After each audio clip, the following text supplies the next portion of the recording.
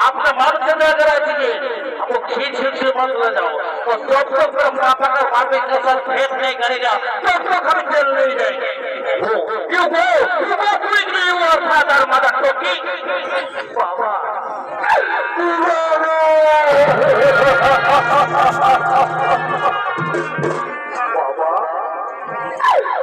আমি তোমাদের বড় সাবধান